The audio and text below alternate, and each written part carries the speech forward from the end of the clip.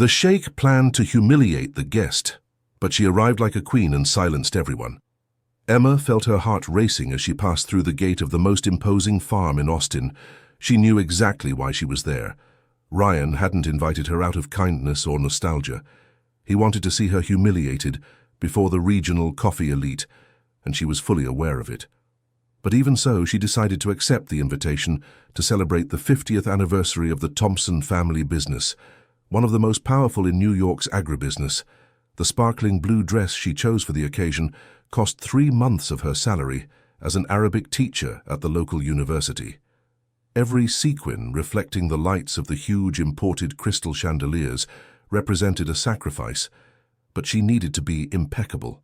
She couldn't give Ryan the satisfaction of seeing her diminished. When she stepped into the mansion's main hall, decorated with authentic Persian rugs and furniture that seemed straight out of a Middle Eastern palace, Emma felt the weight of dozens of curious eyes upon her. The whispers began immediately. "Who brought that girl here?" murmured Mrs. Patricia Thompson, the family matriarch, to her sister-in-law. Ryan didn't mention he'd bring a +1. Emma pretended not to hear and walked with her head held high toward the bar, where she ordered a mango juice. She didn't drink alcohol, one of the reasons Ryan used to tease her when they briefly dated in college almost 10 years ago. Emma Richardson. The deep, familiar voice made every muscle in her body tense. "What a surprise that you accepted my invitation." She turned slowly and met the brown eyes that had tormented her for years. Ryan Thompson was even more handsome at 38, with his dark hair perfectly styled and a custom-made suit that cost more than she earned in a year. But it was the ironic expression on his face that reminded her exactly why their relationship never worked out. "Ryan," she kept her voice steady, "thank you for inviting me to celebrate your family's success." "My, how polite." He gave a smile that didn't reach his eyes.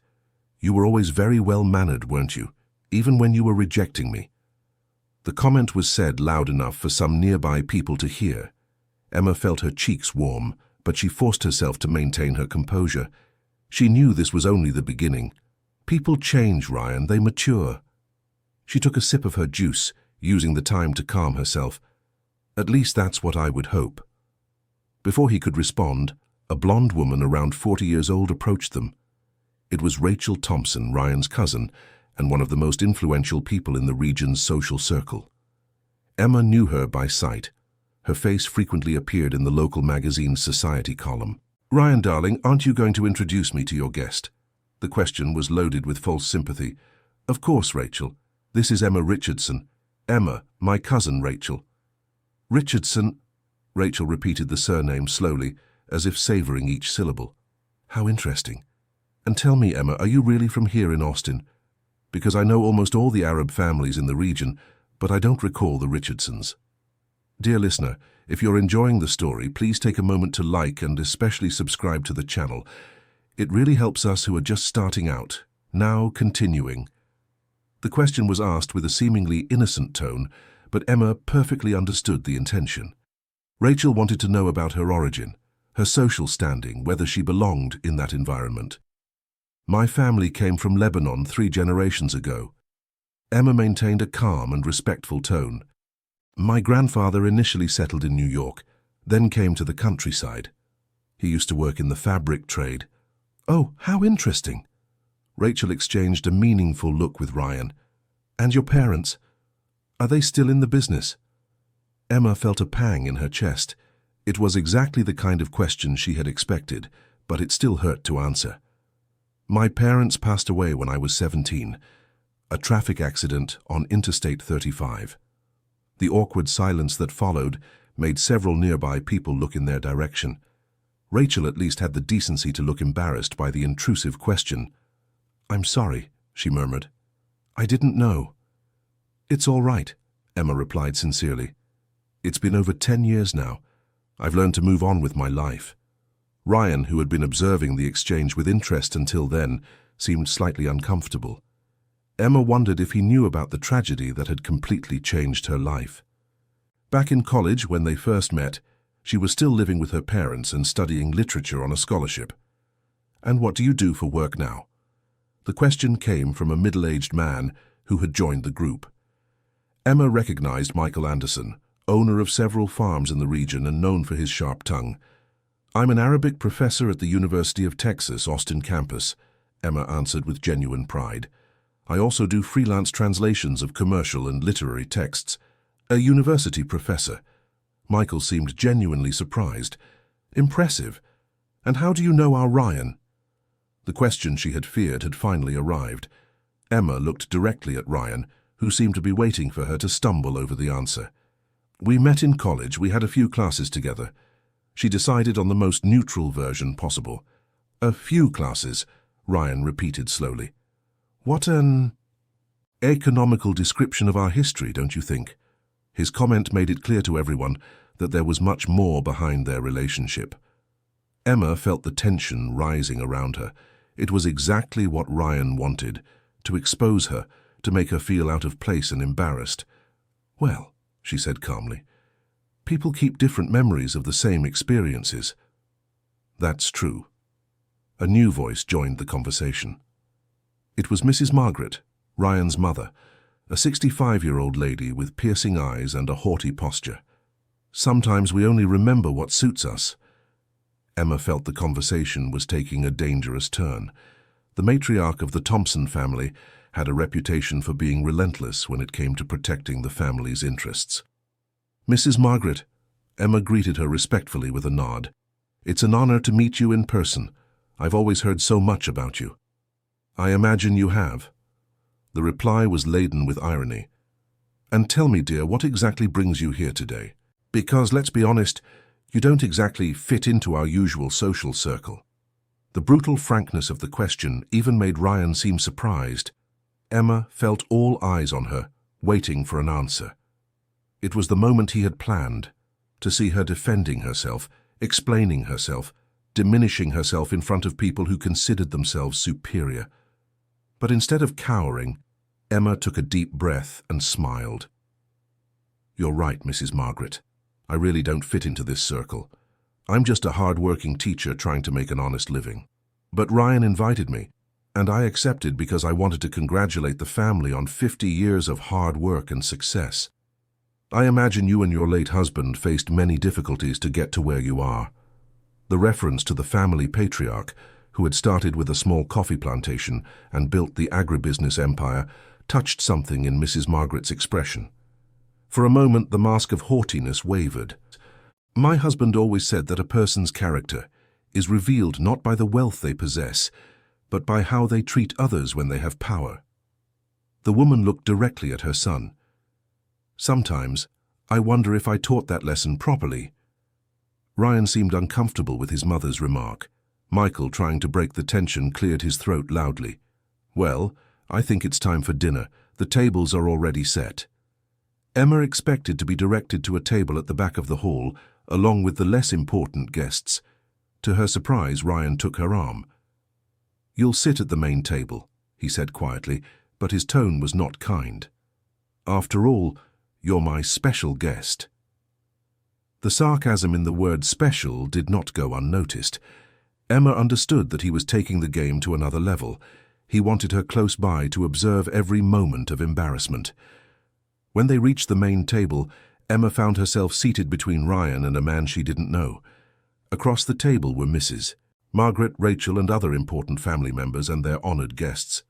"Allow me to introduce myself," said the man beside her.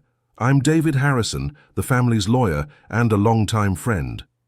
"Emma Richardson, nice to meet you." "Richardson? That name sounds familiar." David put his hand on his chin, thoughtful. "You wouldn't happen to be related to Samuel Richardson, who had a fabric shop on Commerce Street a few years ago?" Emma felt her heart race. "He was my father." Samuel was a man of integrity. He always paid his bills on time and treated his employees well. David smiled fondly. "I remember he helped me pick out a gift for my wife once.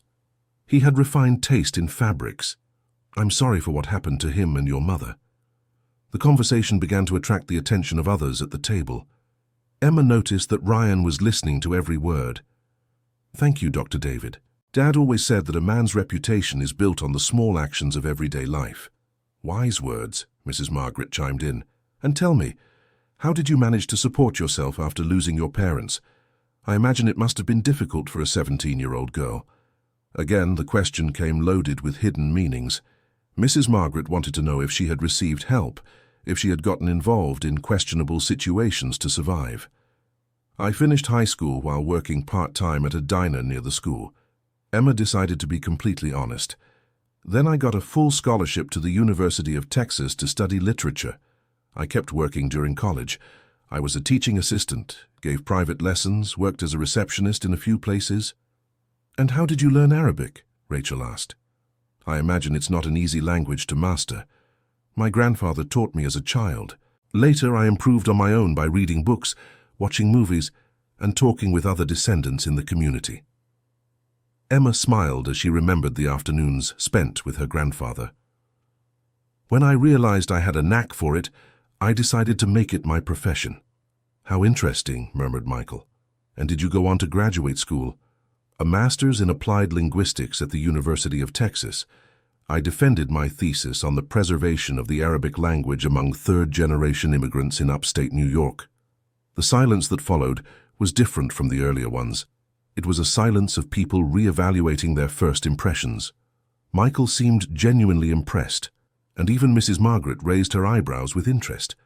Ryan, however, was visibly bothered. Emma realized he hadn't expected her to have achieved so much academically. When they met in college, she was still at the beginning of her undergraduate studies, working hard just to stay in university. A master's at the University of Texas. David nodded approvingly. Congratulations. It probably wasn't easy balancing work and studies. Those were difficult years, Emma admitted, but my grandfather always said that education is the only inheritance no one can take from you. Dear listener, if you're enjoying the story, please take a moment to like and especially subscribe to the channel. It really helps those of us who are just starting out, now continuing. Your grandfather sounds like he was a wise man, commented Mrs. Margaret, and for the first time her voice sounded genuinely respectful. During dinner, Emma found herself engaged in conversations about Middle Eastern literature, business document translation, and even international politics. Her academic background allowed her to participate in the discussions with authority, and she noticed she was gradually earning the respect of the people at the table. Ryan grew increasingly quiet, cutting his salmon with movements too precise, as if channeling his frustration into the food. Emma, Rachel said suddenly, are you familiar with the work of poet Khalil Gibran? I've always wanted to read The Prophet in the original. I know it well. Gibran is one of my favorite authors. The English translation is good, but it really loses some poetic nuances. Would you be able to do a translation? David asked with genuine interest. I've translated some of his poems for literature workshops I teach at the university. It's delicate work because his poetry has very deep layers of meaning. Michael leaned forward. What kind of workshops do you teach? Mainly about contemporary and classical Middle Eastern culture, literature, traditions, history. I also give talks about Middle Eastern immigration in the United States. How fascinating, murmured Mrs. Margaret. It must be rewarding to preserve those traditions. Emma nodded. It's work I consider a mission. Many young people of Middle Eastern descent are losing connection with their roots. I try to help them rediscover their cultural heritage. The conversation flowed naturally, and Emma realized people were genuinely interested in what she had to say. It felt strange to be heard and respected in the same environment where Ryan had planned to humiliate her. When dinner ended and people began moving to the living room, where the social part of the celebration would take place, Ryan finally broke his silence. Emma, could you come with me? I want to show you something. His tone was controlled, but she detected the tension behind his words. Ryan led her to a less busy hallway in the mansion, where family portraits adorned the walls. Very clever, he said as soon as they were alone. You won over my family with all that talk about education and culture. It wasn't a strategy, Ryan. It's simply who I am. Who you are. He laughed, but the sound held no humor. You're the same person who told me in college that our worlds were too incompatible. The same one who claimed I was too privileged to understand your struggles. Emma felt a familiar ache in her chest. That conversation had happened 10 years ago, but apparently it was still fresh in Ryan's memory. I was young, Ryan. I was scared. Scared of what? That I wasn't good enough for you? Scared that I wasn't good enough for you. The answer came out before she could think better of it. Scared your family would reject me, that you'd realize we were too different after all. Ryan seemed genuinely surprised by her honesty. You think I cared about those differences? At the time, I thought you should care. Emma looked at one of the wall portraits, the family patriarch with Mrs. Margaret on their honeymoon in Lebanon. I was dealing with losing my parents, trying to stay in college, working 3 different jobs. I couldn't even imagine how to fit into your life. So you decided for me. His voice was heavy with hurt. You decided I wouldn't be capable of accepting your difficulties. Emma closed her eyes for a moment. That was selfish of me. I was so afraid of being rejected that I rejected you first. And today? Why did you accept my invitation today? The question caught Emma off guard. Why had she really accepted? Because I needed to prove to myself that I could be here without diminishing myself, that I had grown enough to face anything you wanted to do to me. Ryan studied her silently for a long moment. You knew I wanted to humiliate you. It wasn't a question. I knew. And you came anyway. I came anyway. They returned to the hall in silence, each lost in their own thoughts. The party was in full swing, with traditional Arabic music playing softly as guests chatted in small groups. Emma was immediately approached by several people who wanted to continue conversations started during dinner. Michael was interested in hiring her to translate some contracts with Middle Eastern companies. An elegant lady wanted her to give private Arabic lessons to her granddaughter. David mentioned that he knew publishers who might be interested in her literature translations. Meanwhile, Ryan watched from a distance with an increasingly confused expression. His revenge plan was turning into a networking session for Emma. She was being respected, admired, sought after professionally. Son, Mrs. Margaret approached him, I need to talk to you. Ryan allowed his mother to lead him to a more secluded corner of the hall. What are you doing? The question came straight and without preamble. What do you mean, Mum? Don't treat me like a fool, Ryan. I know exactly what you planned for today. You invited that girl to embarrass her. Ryan tried to deny it, but his mother's expression made him give up. She hurt me badly in college. And you decided to get revenge a decade later? Mrs. Margaret shook her head in disapproval. Is this worthy of a 38-year-old man? Mom, no, Ryan, you're going to listen to me. Her voice became firmer. That girl has spent the entire evening being elegant, polite, and intelligent. She's shown more class in a few hours than many people who frequent our home show in years. Ryan squirmed uncomfortably. She's pretending to be someone she's not. Pretending what? To be well-mannered? To be cultured? To have overcome difficulties with dignity? Mrs. Margaret crossed her arms. Or is she pretending not to hold a grudge against a man who invited her to publicly humiliate her? The comment hit Ryan squarely. He looked toward Emma, who was chatting animatedly with Rachel about books by contemporary Arab authors. Your cousin is asking her for book recommendations, Mrs. Margaret continued. David wants to introduce her to publishers. Michael is interested in her professional services.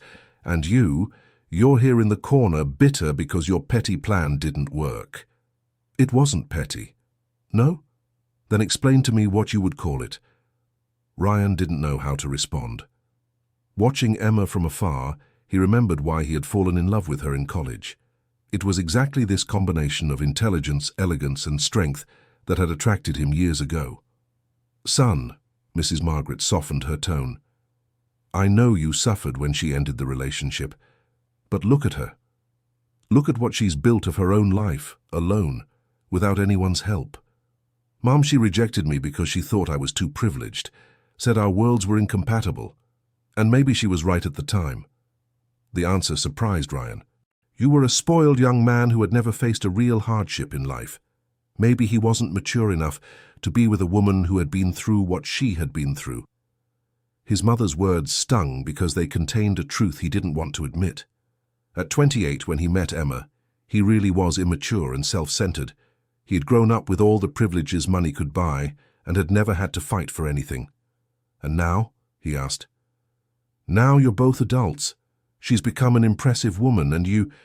Well, you're still here trying to get revenge for a rejection from 10 years ago. Ryan knew his mother was right. The whole situation was pathetic when seen from the outside. He was a successful, respected man who should have long overcome the hurt of a failed youthful relationship. What do you think I should do? To start with, stop acting like a child. Mrs. Margaret gave an ironic little smile. Then maybe acknowledge that you behaved shamefully tonight. Before Ryan could respond, Rachel approached them with Emma at her side. Aunt Margaret, you need to hear what Emma was telling me about Arab culinary traditions. She knows recipes even Grandma didn't know. Mrs. Margaret smiled genuinely at Emma. How interesting. Did you learn from your family? From my grandmother, mostly. She made a point of teaching all her daughters and granddaughters how to cook traditional dishes. She said food was a way to keep the memory of the homeland alive. Your grandmother was a wise woman? Mrs. Margaret nodded approvingly. I always tried to teach the same to my daughters and daughters-in-law, but not all of them were interested. Rachel looked slightly embarrassed. I always said I would learn later. It's never too late, Emma said gently. If you want, I can teach you some basic recipes. It's easier than it seems. You would do that? Rachel seemed genuinely excited. Of course. It would be my pleasure. Ryan watched the interaction with growing discomfort. His cousin and his mother were clearly charmed by Emma. They treated her with a respect and affection that he himself hadn't shown. Ryan, Mrs. Margaret addressed her son, didn't you say you wanted to give a speech tonight? He had completely forgotten about the family tradition. Every year, during the celebration, he gave a speech thanking the guests and talking about family values. That's right. He looked at Emma, who seemed tense when she realized she would be the center of attention again. I think it's a good time. Ryan headed to the small stage set up at one end of the hall. An employee lowered the music volume and asked for the guests' attention. Good evening, everyone, Ryan began, his voice echoing through the sound system. As every year, I'd like to thank each of you for being here at this celebration of our company's 50 years. The guests gathered in front of the stage, glasses in hand, with expectant looks. Emma stood slightly apart, next to Rachel. For 5 decades, our family has built not just a company, but a reputation based on values like honesty, hard work, and mutual respect. Ryan was giving the speech automatically, but his eyes searched for Emma in the crowd. My father always said that true success isn't measured just by what we accumulate, but by how we treat people along the way. Emma kept a neutral expression, but Ryan noticed she was paying attention to every word. Unfortunately, sometimes we lose sight of those values. Sometimes we let wounded pride or old resentments make us act in petty ways. Ryan saw several guests exchanging curious looks. He was straying from the traditional script. Sometimes we confuse power with the right to hurt others. Mrs. Margaret smiled proudly. She knew her son was finally showing maturity. Tonight I had the privilege of getting to know better, a person who exemplifies the very best in our community. Someone who faced hardships that many of us can't even imagine, but never lost their dignity, manners, or compassion. Emma's eyes filled with tears. She hadn't expected this turn in the speech. Sometimes we need humility to recognize when we've made mistakes, and I was wrong tonight. Ryan stopped, took a deep breath. Emma, would you come up here? The hall fell completely silent. Emma hesitated, looking at Rachel, who encouraged her with a nod. When Emma stepped onto the small stage, Ryan approached her. I brought you here tonight intending to hurt you, he admitted publicly, making several guests whisper in surprise. I wanted to get back at you for an old hurt, and that was petty and cruel of me. Emma looked at him with teary eyes, not knowing what to say. But you taught me a lesson in dignity tonight. You came here knowing my intentions, and still treated everyone with respect and grace. You showed more character in a few hours than I have in months of planning this situation. Ryan turned to the guests. I want everyone to meet Emma Richardson, a university professor, translator, master of linguistics, and one of the most principled people I've ever known. She represents the very best of our community. The applause started slowly, with David and Mrs. Margaret, and soon spread throughout the hall. Emma wiped the tears from her eyes, still trying to process the complete turnaround of the situation. Emma, Ryan addressed her directly, Can you forgive me? The question was simple, but loaded with a decade of hurts, misunderstandings, and wounded pride. Ryan, she replied with a choked voice, we both made mistakes in the past. I ask for your forgiveness too. When they stepped down from the stage, they were surrounded by guests who wanted to congratulate Emma and praise Ryan's courage in admitting his mistake publicly. That was very beautiful, son, Mrs. Margaret murmured in Ryan's ear. Your father would be proud. Michael approached Emma.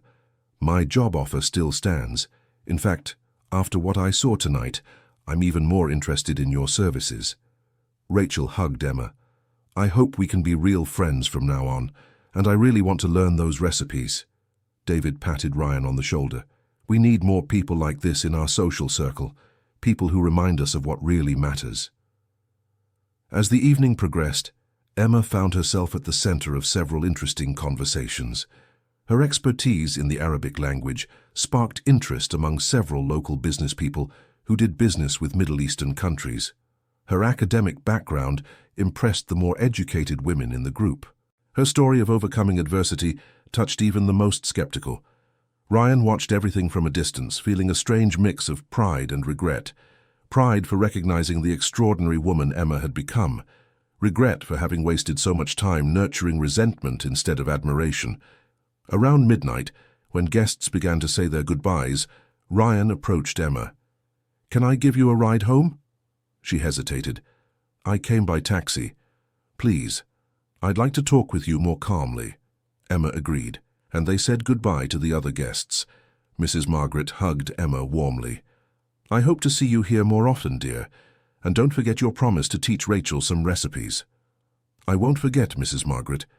Thank you for everything. During the drive to Emma's apartment, they drove in silence for a few minutes.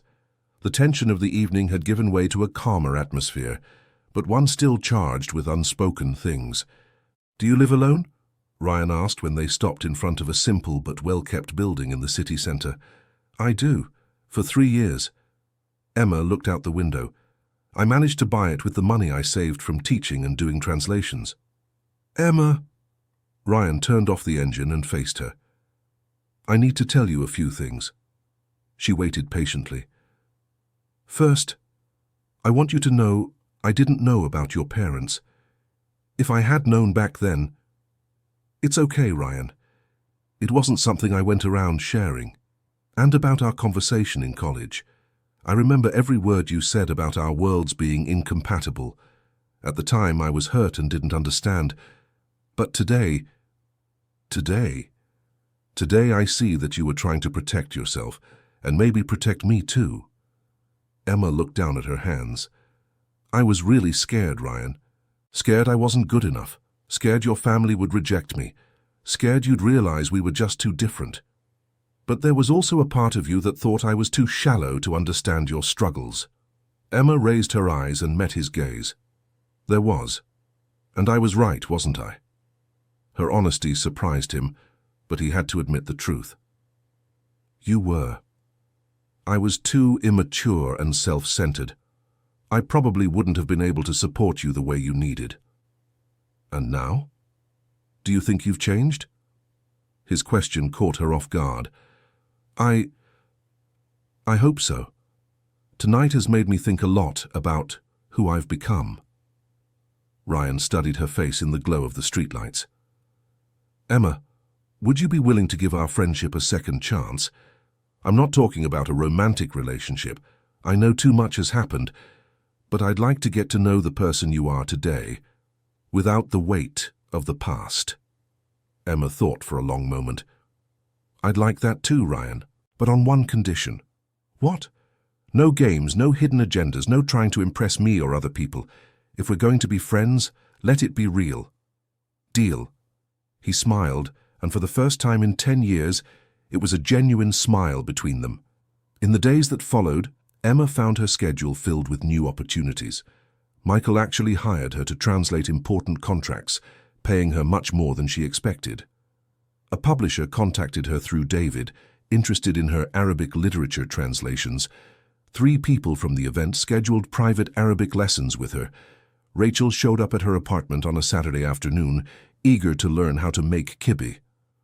"I've never been able to get it right," she confessed as she watched Emma knead the dough. "My mother-in-law always complains that mine turns out tough." "The secret is in the texture of the dough," Emma explained patiently. "And the cooking time. I'll teach you all the tricks my grandmother taught me." The two spent the afternoon cooking and talking.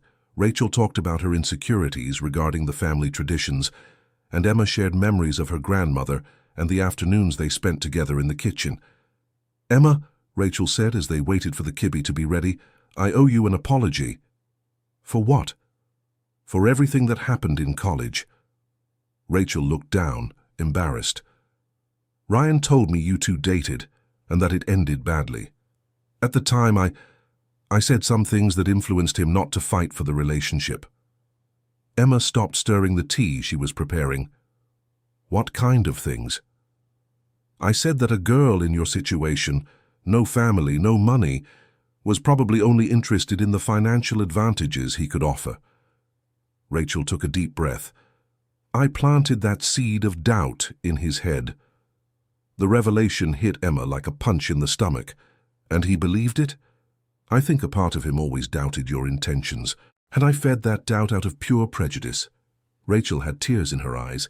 "I was young and elitist, and I thought I was protecting my cousin. But I was actually being cruel and unfair to you." Emma sat down heavily in a chair. All these years she had thought that Ryan simply hadn't fought for the relationship out of indifference. Knowing he had been influenced by his family's prejudiced comments changed everything. "Emma, I'm so sorry. After getting to know you properly at the party, I realized how wrong I was. You are a wonderful person, and I destroyed something beautiful out of ignorance." "Rachel, thank you for telling me the truth." Emma wiped a tear that rolled down her face. "It must have been hard to admit that." "Ryan knows I'm telling you. Actually, he was the one who encouraged me to talk to you. He thinks you both deserve to know the whole truth about what happened." That night, Emma stayed up late thinking about the conversation with Rachel. So many things made sense now. The way Ryan had gradually pulled away, the strange questions he asked about her future plans, the feeling that he doubted her feelings. On Sunday morning, she received a message from Ryan. "Can we talk?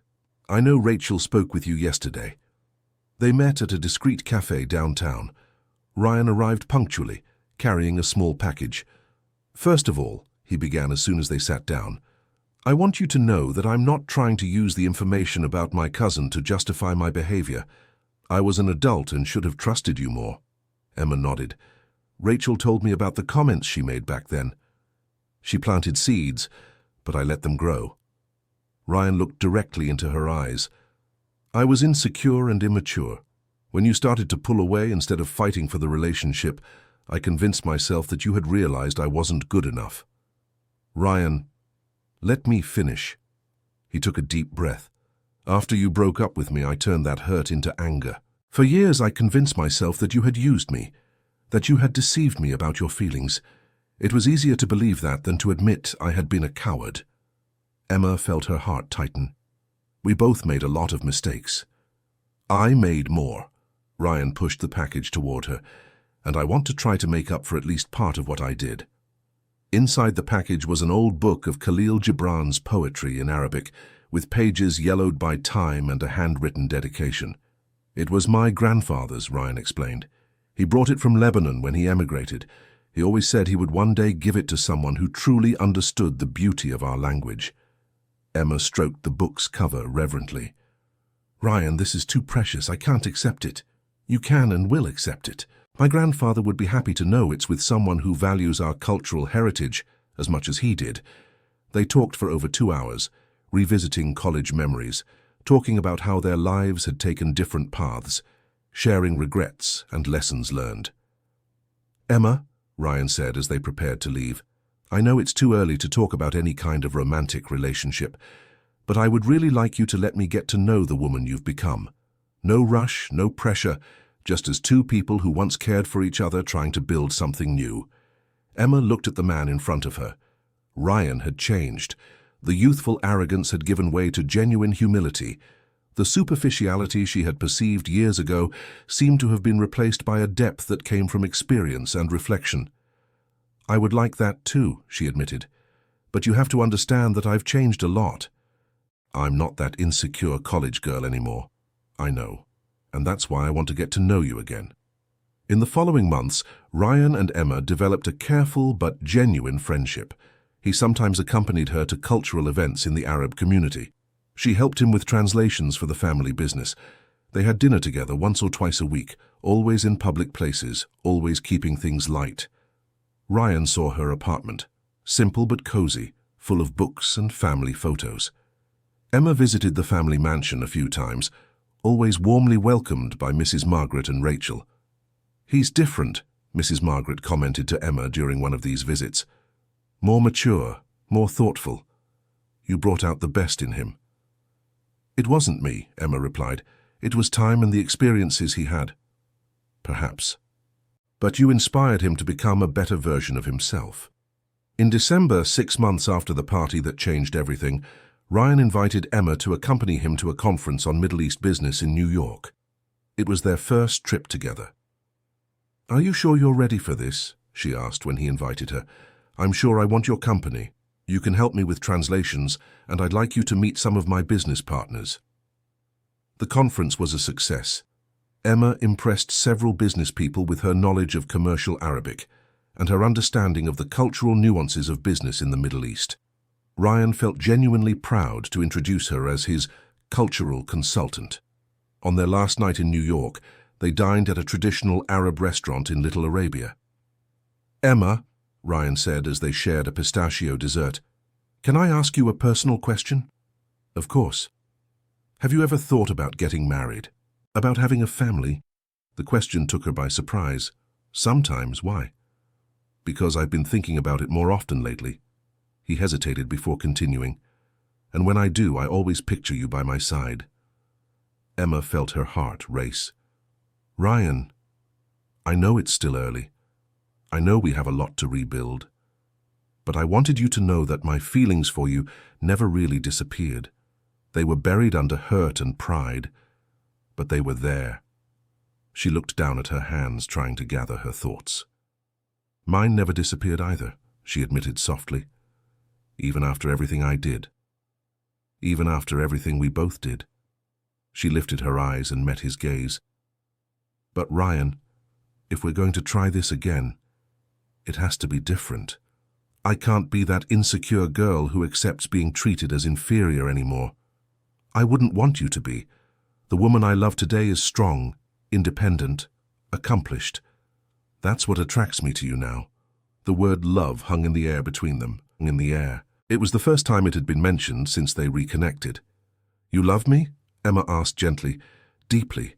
Ryan took her hand across the table. And you? I'm learning to love you again, she answered honestly. The person you've become. They returned to Austin the next day with a new understanding between them. They were no longer just friends, but they weren't yet a couple either.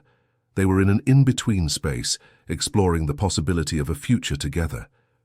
Dear listener, if you're enjoying the story, please take a moment to like and especially subscribe to the channel. It really helps us who are just starting out, now continuing. Mrs. Margaret noticed the change immediately. You two are radiating a different energy, she commented when they visited the farm the following weekend. We're getting to know each other better, Emma explained. And are you liking what you're discovering? Ryan smiled. Very much. Rachel, who had become a close friend of Emma's, was thrilled about the relationship's progress. I knew you two were made for each other, she said, as they prepared dinner together. I always knew, even when I was young and too prejudiced to admit it. Things are going well, Emma admitted, but we're taking it slow. We have a lot to talk about, a lot to work through still. Of course, but you have your whole lives for that. Early the following year, Ryan surprised Emma with a professional proposal. What if we started a business together, he suggested during a romantic dinner. What kind of business? Cultural consulting and translation for companies doing business with the Middle East. You'd handle the technical side, translations, cultural consulting, training. I'd handle the commercial and administrative side. Emma was intrigued. You really think this could work? I'm sure of it. You have unique knowledge and experience. I have contacts and capital. and together we could offer a service that nobody else in the region provides. The idea was exciting but also daunting. Working together would mean intertwining their professional lives beyond their personal ones. "I need to think about it," she said. "Of course. There's no rush." Emma talked with some professor friends at the university, with David, who had become a mentor, and even with Mrs. Margaret, who surprisingly encouraged her. "My son needs someone to keep him grounded," the matriarch said, "and you need someone who helps you dream bigger. You could be good partners in business and in life." After a month of reflection, Emma gave her answer. Yes. Starting the business was an intense process that brought them even closer. They spent hours discussing business plans, studying the market, defining strategies. The personality differences that could have been problematic proved complementary. Ryan was more visionary and optimistic, always thinking big. Emma was more down-to-earth and detail-oriented, always remembering the practical aspects. He was better with people and sales. She was better with organization and planning. "You work well together," Michael observed during a meeting where they presented the company's services to potential clients. "There's a natural chemistry between you." The company grew quickly. Within months, they had contracts with several companies in the region and even some from other states. Emma found herself making more money than she'd ever imagined, but more importantly, she was doing work she loved with a person she loved. Because somewhere during those intense months of working together, she had fallen in love with Ryan again. Not with the romanticized memory of the young man she'd met in college, but with the mature, dedicated man who worked beside her every day. He showed the same feeling in small but meaningful ways. He arrived every day with the Arabic tea she liked. He remembered all her important appointments. He defended her ideas in meetings even when he disagreed. He treated her achievements as if they were his own. One night, when they were working late reviewing an important contract, Emma looked up from the paperwork and found Ryan watching her. "What is it?" she asked. "Nothing. I was just thinking how lucky I am." "Because of the company?" "Because of everything. The company. This second chance. You." He approached the desk where she was working. "Emma, I know we haven't made anything official yet, but to me you're already my partner, in every sense of the word." She stood up and faced him. "To me too." When they kissed, it was different from the kisses of their youth. It was a kiss between two people who had learned to value each other, who had chosen to be together after knowing both each other's qualities and flaws. "I love you," Ryan murmured against her lips. "I love you too." They officially dated for another 6 months before Ryan asked the question they both knew was coming. The marriage proposal took place in the same hall where almost 2 years earlier he had tried to humiliate her. This time, it was a party to celebrate the 2nd anniversary of their company, and all the guests were people who respected and admired Emma. "This room holds complicated memories for both of us," Ryan said when he asked for the guests' attention. "This is where I nearly destroyed the best thing that ever happened to me because of my pride and immaturity." Emma, standing beside him, felt her eyes filling with tears. She had a suspicion of what was coming. "But it was also here that I learned one of the most important lessons of my life, that true strength comes from dignity, not arrogance. That true success comes from character, not the bank account." Mrs. Margaret, seated in the front row, wiped her teary eyes. "Emma," Ryan turned to her and knelt, pulling a small velvet box from his pocket. "You taught me how to be a better man.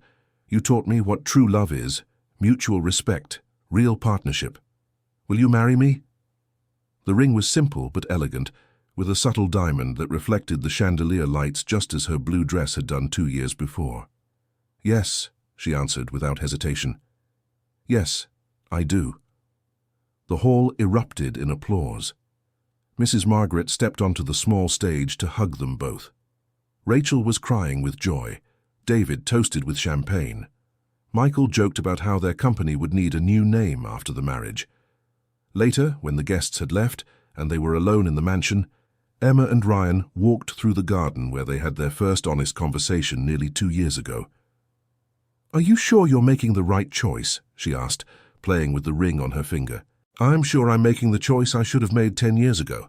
if I had been mature enough for it. We both needed to grow up first, Emma reflected. If we had stayed together back then, maybe it wouldn't have worked out anyway. Maybe you're right. Maybe we had to go through all that to get here. They married 6 months later in an intimate ceremony at the family ranch, with elements of Arab traditions blended with American customs. Emma wore her grandmother's dress, which she had kept all these years, and Ryan wore his grandfather's wedding band. Mrs. Margaret cried throughout the ceremony. "My husband would have been so happy," she murmured to Rachel. "He always said Ryan needed to find a woman who would challenge him to be better." During the celebration, they danced to the same Arabic song that was playing the night they reunited. But this time, there was no tension, no games, no hidden agendas. It was just love, respect, and the promise of a future built together. "You know what's ironic?" Emma said as they danced. "What?" "If you hadn't tried to humiliate me at that party, maybe we never would have truly reunited. Maybe I would have stayed afraid of not being good enough, and you would have stayed angry about the rejection." Ryan thought about her observation. "So maybe I should thank my own pettiness." "No," Emma smiled. "You should thank our ability to grow, to forgive, and to start over. Our ability to truly love each other this time." "Exactly." Their company continued to thrive. Emma became a reference in translation and cultural consulting in the region. Ryan expanded the family business into new areas. Together, they created a foundation to help young Arab descendants connect with their cultural heritage through scholarships. 2 years after the wedding, they had their first child, a boy they named Noah, in honor of both grandfathers. Mrs.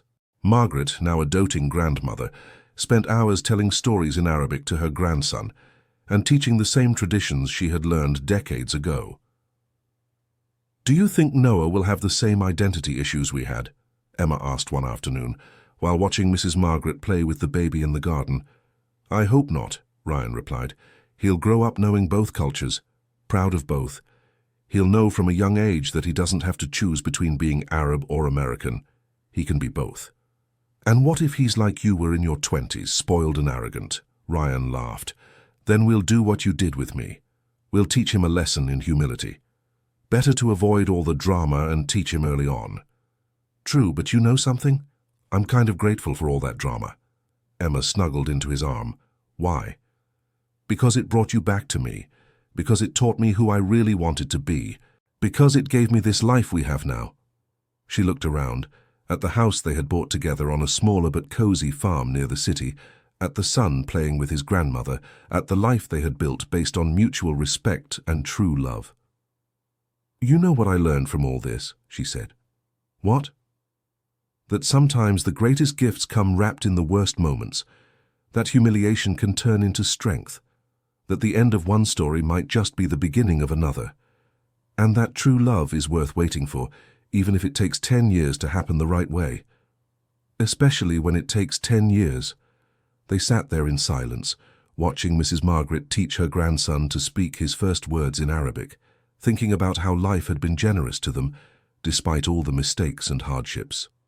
That night, when Noah was already asleep and they were getting ready for bed too, Emma found on the nightstand the book of poetry by Khalil Gibran that Ryan had given her years ago. "You still read it?" he asked upon seeing the book. "Every week, especially this poem here." She flipped to a bookmarked page and read aloud, "And think that love alone suffices for the growth of love. For love seeks only itself to please, nor knows it any other goal." Ryan lay down beside her and listened to the familiar words in Arabic, then translated by her into English with the poetic sensibility that always impressed him. "Gibran knew what he was talking about," he commented. "He did. True love isn't about possessing or impressing. It's about growing together, about becoming better people because of each other. It's about choosing to be together every day, even when it's hard. It's about forgiving and starting over as many times as necessary." They fell asleep that night as they did every night, grateful for the winding path that had led them to each other, grateful for the second chance they knew how to take, grateful for the love that had survived pride, time, and all obstacles, Because sometimes the best love stories are those that need to be told twice. A first time full of mistakes and misunderstandings, and a second time with all the wisdom that only experience can bring. And Emma and Ryan's story was just beginning its second version, which promised to be much more beautiful than the first. End of story. Now tell us what you thought of this story of overcoming and true love.